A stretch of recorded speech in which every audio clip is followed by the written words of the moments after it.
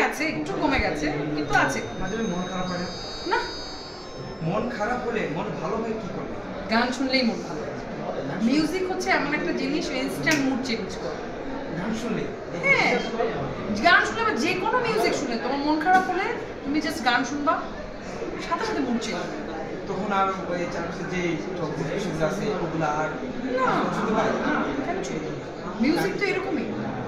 কখনো মনে হয় যে মন খারাপ করতে গেলে চলে যায়? হ্যাঁ, যাই তো। প্রচুর ভালো। আমি তো কিছুদিন আগে এই যে সীতাকুণ্ডের চন্দ্রনাথ পাহাড় থেকে ঘুরে আসলাম। এমনিতেই পাহাড়টা তো অনেক সুন্দর, অনেক স্পিরিচুয়াল একটা এনভায়রনমেন্ট ওখানে। তো মানে একদম মানে প্রায় ৬-৭ মাসের টক্সিসিটি বের করে দিয়ে সুন্দর নিঃশ্বাস নিয়ে বাড়ি ফিরেছি। সো ওইটা এখনো আছে।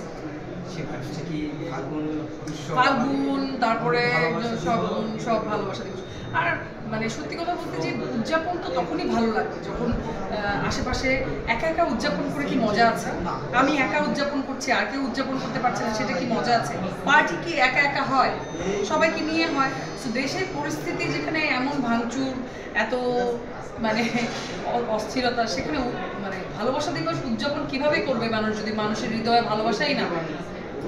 এই যে বলেন দেশের পরিস্থিতি নিয়ে এটা ছবি জমা লেগেছে, তো একজন শিল্পী হিসাবে আপনার আমি বলেছি মানে যে আমরা তো আসলে কারো শত্রু না, আমরা তো আপনাদেরকে রিপ্রেজেন্ট করি। আমি ওটাই বলেছি যে আমরা তো আপনাদেরই প্রতিনিধি, আপনারাও আমাদের প্রতিনিধি। তো আমরা তো একে অপরের পরিপূরক। আপনারা যদি আমাদের কাজে বাধা দেন, এটা তো আমাদের কর্মের জায়গা, আমাদের রিজিকের জায়গা, আমাদের রিজিক আসে এখান থেকে। তো আপনারা যদি আমাদের রিজিক আটকান, এটা তো আল্লাহ পছন্দ করেন না। কারণ রিজিকের হক নষ্ট করাটা তো আল্লাহ পছন্দ করেন না। সো আমরা তো কাজে যাই, আমরা তো ওখানে লালা করতে ঘুরতে যাই, তাই না?